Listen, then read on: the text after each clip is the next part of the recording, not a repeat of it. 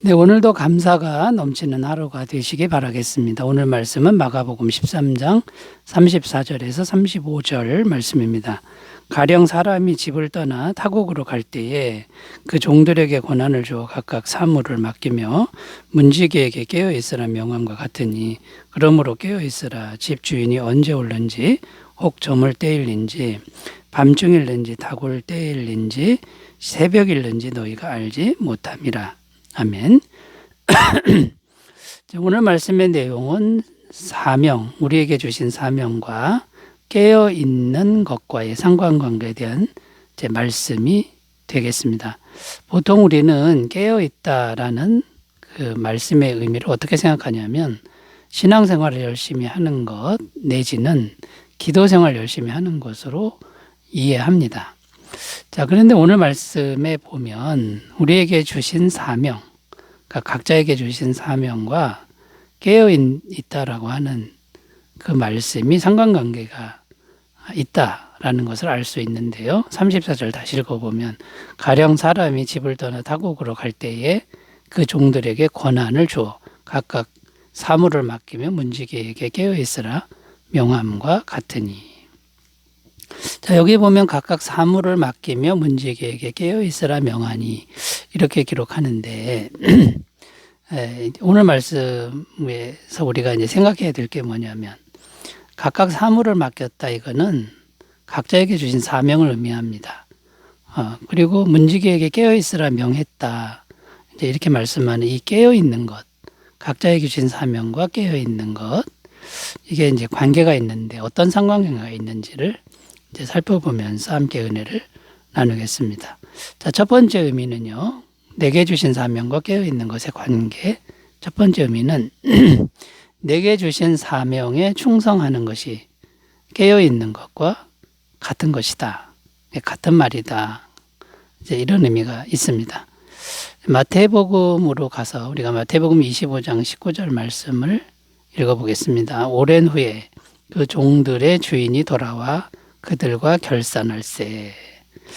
여기 보면 주님께서 결산한다 이렇게 말씀하는데 종말의 때에 주님은 다시 오셔서 성도들과 결산한다 이런 의미가 됩니다. 그럼 뭘 결산하는 걸까요? 맡기신 일에 대해서 결산한다라는 것입니다. 마태복음 25장 14절 15절 또 어떤 사람이 타국에 갈 때 그 종들을 불러 자기 소유를 맡김과 같으니 각각 그 재능대로 한 사람에게는 금 5달란트를 한 사람에게는 2달란트를 한 사람에게는 1달란트를 주고 떠났더니 여기 보면 재능에 따라 사람마다 맡기신 일이 있다 이렇게 말씀하고 있는데 종말의 때에 와서 그 맡기신 일에 대해서 결산하신다라는 의미가 됩니다. 자, 그러므로 깨어 있다라는 의미가 이제 어떻게 되냐면 맡기신 일에 열심히 충성하는 삶을 살았느냐. 그러니까 충성하는 삶을 살면 깨어 있는 것이다. 이런 의미가 되는 겁니다. 충성하는 삶을 살면 어떻게 됩니까? 주님이 결산할 때, 다시 오셨을 때 결산을 잘할 수 있게 되는 것이죠. 자, 여기서 이제 우리가 주의해야 할 것이 있는데 그게 뭐냐면 이제 다른 사람과 비교하지 말아야 한다는 겁니다. 5달란트를 받았든 2달란트를 받았든 1달란트를 받았든 내게 주신 양만큼만 충성하면 되는 문제다라는 것이죠. 마태복음 25장에 보면 달란트 비유 말씀에 나오는데 5달란트를 남긴 사람과 2달란트를 남긴 사람에게 그 3달란트나 차이가 났는데도 똑같이 칭찬하는 걸 볼 수 있습니다. 마태복음 23장 23절입니다. 그 주인이 이르되 잘하였도다. 착하고 충성된 종아 내가 적은 일에 충성하였으며 내가 많은 것을 내게 맡기리니 내 주인의 즐거움에 참여할지어다 하고, 그러니까 각자에게 주신 그 분량만큼만 충성하면 되는 문제다라는 거고, 저 사람은 5달란트 받았는데 나도 5달란트를 남겨야지 하고 무리하게 그렇게 할 필요가 없다라는 겁니다. 그리고 해서 그만큼 남길 수도 없다라는 것이죠. 그냥 내게 주신 길을 가면 된다. 라는 겁니다. 마가복음 12장 41절 43절 한 가난한 과부는 와서 도랩던 곳 한 고드란트를 넣는지라. 예수께서 제자들을 불러다가 이르시되 내가 진실로 너희에게 이르노니 이 가난한 과부는 헌금함에 넣는 모든 사람보다 많이 넣었도다. 예수님이 칭찬하시는 이 과부는 현실적으로 동전 두 입을 넣었는데 예수님은 가장 많이 넣었다고 칭찬하셨다라는 겁니다. 자, 그러니까 비교할 필요가 없다라는 것이죠. 자, 우리가 왜 자꾸 다른 사람과 비교하게 되는 걸까요? 세상 가치관 때문입니다. 세상 가치관이 기준이 되면 자꾸 비교합니다. 세상 가치관은 누가 더 많이 했느냐, 더 많이 가졌느냐, 더 좋은 재능이 있느냐, 더 많은 재능이 있느냐. 이게 세상 가치관입니다. 근데 주님은 세상 가치관이 아니죠. 주님과의 1대1 관계에서 내가 가진 있는 모습 그대로 진실되고 충성하면 되는 문제다라는 것이죠. 이게 천국 가치관이라는 거. 여러분 이 부분을 잘 분별하셨으면 좋겠습니다. 그리고 각자에게 주신 사명, 또 각자에게 주신 형편에 따라 매일매일 충성한 삶을 잘 살아가시기를 바라겠습니다. 그러면 깨어있는 삶이 된다. 이걸 믿으셨으면 좋겠습니다. 자, 두 번째로 가보겠습니다.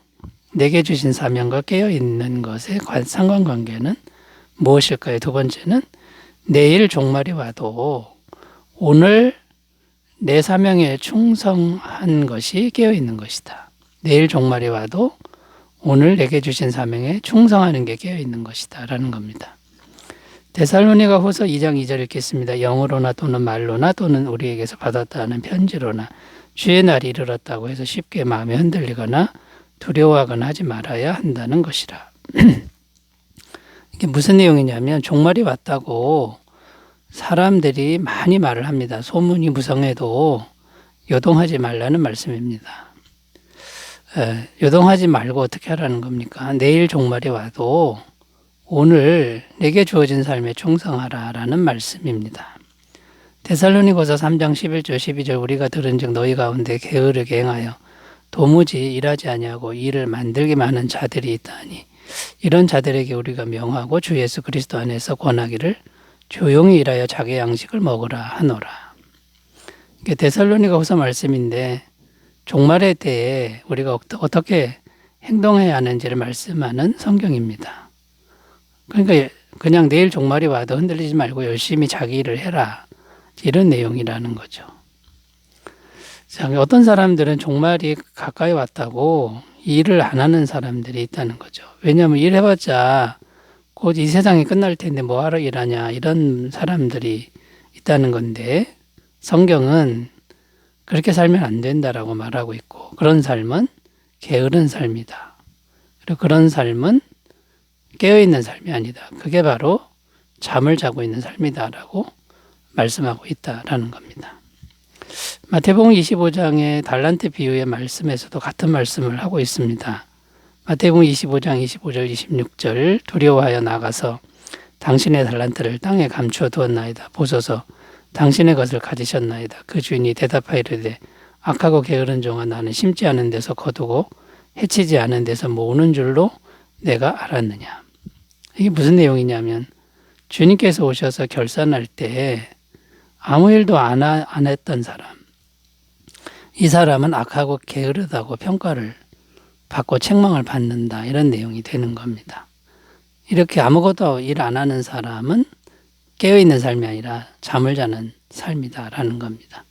자, 그러므로 여러분 내게 주어진 길 내일 종말이 와도 오늘 열심히 살고 충성되게 사는 삶을 경주하시기를 바라겠습니다. 세 번째로 가겠습니다. 내게 주신 사명과 깨어있는 것의 관계. 세 번째는요. 모든 성도에게 주신 공통된 사명에 충성하는 것도 깨어있는 것이다. 공통된 사명에 충성하는 것도 깨어있는 것이다 라는 겁니다. 자, 각자에게 주신 사명이 있습니다. 이건 고유한 영역이죠. 그런데 성도라면 누구나 감당해야 될 공통된 사명들이 있다는 거죠. 어떤 것들이 있냐면 기도하는 겁니다.